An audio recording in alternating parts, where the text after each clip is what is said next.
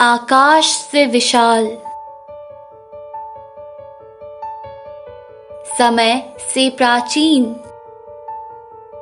सूर्य से भी तेजस्वी हमारा इतिहास। ज्ञान, विज्ञान, शौर्य, समृद्धि, आध्यात्म और कला से परिपूर्ण हमारा इतिहास। और इसी गौरवशाली इतिहास की नींव हमारी राष्ट्रीय एकता जो हम सब देशवासियों के बीच मौजूद एक अटूट बंधन है, जो धर्म, जाति या लिंग के भेद से कई ऊपर है। यह समाज के सभी वर्गों को साथ लाने और सभी को समान अवसर प्रदान करके संरक्षित करने वाली एकता है। स्वतंत्रता संग्राम की अवधि के दौरान अपनी महत्वपूर्ण भूमिका के कारण भारत राष्ट्रीय एकता का सर्वोच्च उदाहरण है। लेकिन राष्ट्रीय एकता की राह इतनी आसान नहीं थी। प्लासी की लड़ाई के बाद ब्रिटिश अंततः एक प्रमुख शक्ति बन गए और हमारे देश के अधिकांश हिस्से पर नियंत्रण प्राप्त कर लिया। सत्ता में आने के बाद अंग्रेजों ने अर्थव्यवस्था, प्रशासन और भू राजस्व व्यवस्था में कई बदलाव किए, जिसने लोगों से उनकी स्वतंत्रता छीन ली। ये सभी परिवर्तन कृषि समाज के विघटन का कारण बने। जमींदारी व्यवस्था और आदिवासी क्षेत्रों में व्यापारियों और साहूकारों के हस्तक्षेप से किसानों और आदिवासियों में अंग्रेजों के खिलाफ भारी आक्रोश फैल गया। विभिन्न आदिवासी समूहों, किसानों और विभिन्न धार्मिक गुटों द्वारा प्रतिरोध की पेशकश की गई। भवानी पाठक और मजनू शाह के नेतृत्व में फकीर और सन्यासी विद्रोह, सेवाराम के नेतृत्व में बिल विद्रोह, बीर सिंह के नेतृत्व में संथाल विद्रोह, सैयद अहमद बरेलवी के नेतृत्व में वहाबरी आंदोलन, गोमधर कुंवर के नेतृत्व में अहम विद्रोह, सिंहफोस प्रमुख निरांग फिरदू के नेतृत्व में सिंहफोस विद्रोह उस काल में ब्रिटिश शासन के खिलाफ कुछ विद्रोह में से एक है। यह विद्रोह कॉलोनियल ब्रिटिश शासन को चुनौती देने के लिए पर्याप्त शक्तिशाली नहीं थे और उन्हें भारी हाथों से बेरहमी से कुचल दिया गया। ये विद्रोह असंगठित थे, लेकिन उन्होंने लोगों को एकजुट करके एक महत्वपूर्ण भूमिका निभाई। इसने ब्रिटिश शासन के खिलाफ विभिन्न जातियों, धार्मिक और वर्गीय पृष्ठभूमि वाले लोगों को एक साथ लाया। इसने अंततः भविष्य में ब्रिटिश शासन के खिलाफ अधिक प्रभावी और सुव्यवस्थित विद्रोह का मार्ग प्रशस्त किया, जिसकी शुरुआत 1857 के विद्रोह से हुई थी। सिपाही विद्रोह के नाम से जाना जाता 1857 का विद्रोह 10 मई को शुरू हुआ, जब ईस्ट इंडिया कंपनी के भारतीय सैनिकों ने मेरठ में विद्रोह कर दिया। इसे ब्रिटिश शासन के खिलाफ प्रथम स्वतंत्रता संग्राम के रूप में मान्यता प्राप्त है। जनवरी 1857 में सिपाहियों के बीच फैली चर्बी वाले कारतूसों में गाय और सुअर की चर्बी होने की एक अफवाह इस घटना का तत्कालीन कारण बनी। इसी अफवाह के बाद सिपाहियों को अब विश्वास हो गया था कि चर्बी वाले कारतूसों की शुरुआत धार्मिक भेदभाव सृष्टि करने के लिए जानबूझकर किया गया एक प्रयास था, क्योंकि अंग्रेजों को पता था गाय हिंदुओं के लिए पवित्र है और सुअर मुसलमानों के लिए वर्जित। मंगल पांडे पहले सैनिक थे जिन्होंने 29 मार्च 1857 को खुलेआम आदेशों की अवहेलना की और कलकत्ता के पास बैरकपुर में 2 अंग्रेजी अधिकारियों को मार डाला। मंगल पांडे की खबर बहुत जल्द देश के अन्य हिस्सों में पहुंच गई और परिणाम स्वरूप देश के कई अन्य हिस्सों में भी खुले विद्रोह हुए।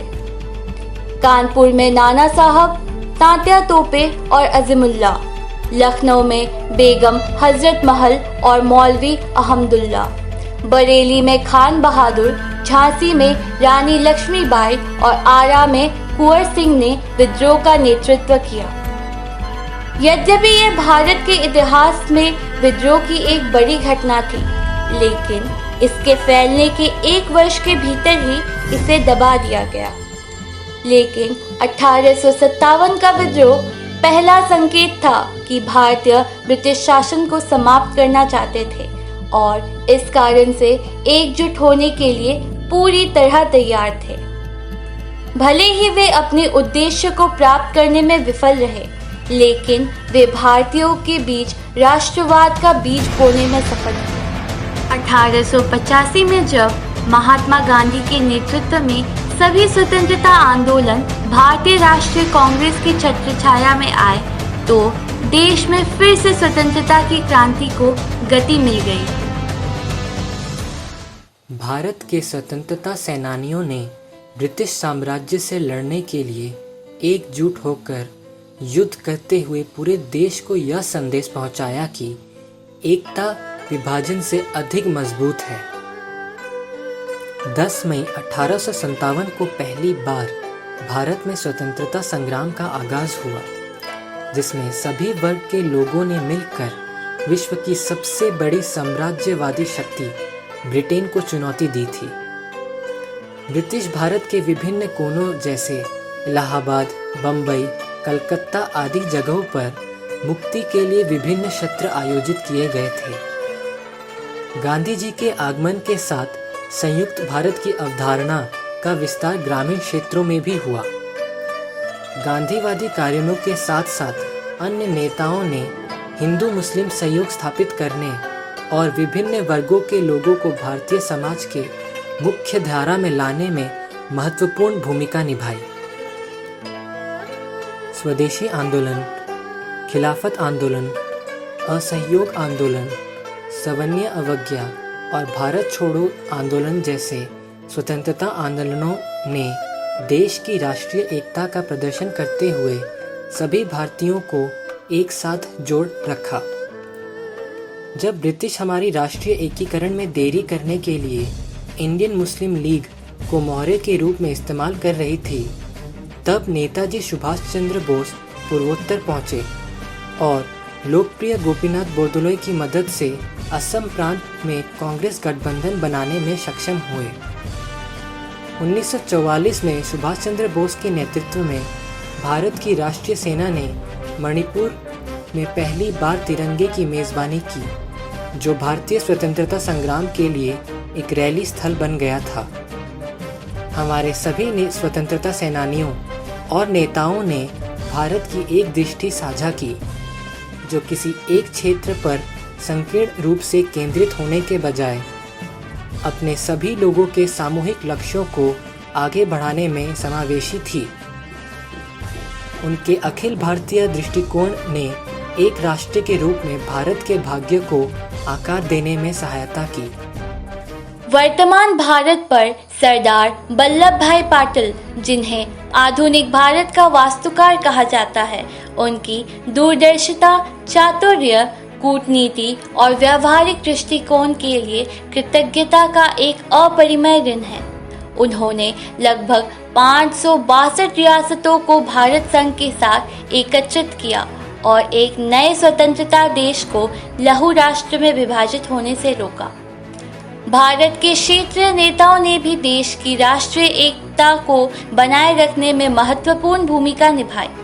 हमें यह स्वीकार करना चाहिए कि भारत विविध धर्मों, बोलियों, कपड़ों और व्यंजनों की एक विस्तृत श्रृंखला वाला देश है।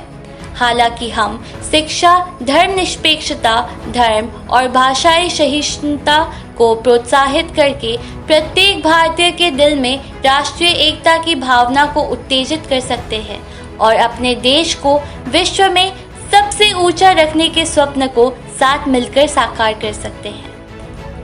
भारत की अनेकता में एकता इसकी मूल पहचान है और यह भारतीय संस्कृति और परंपरा को समृद्ध बनाने में मदद करती है।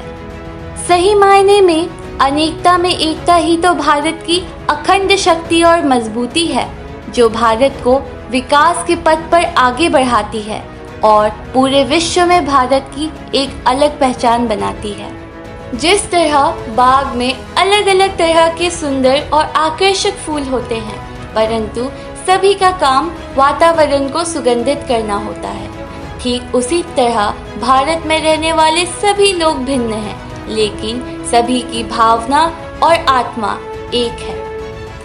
इसीलिए हम सब एक हैं और यही हमारी असली पहचान है। हम सभी को इस पहचान को बरकरार रखने में इसकी अखंडता के महत्व को समझना चाहिए और सभी भेदभाव को पीछे छोड़कर सदैव अपनी राष्ट्र की एकता को सर्वोपरि रखने में अपना सहयोग देना चाहिए। जय हिंद, जय भारत।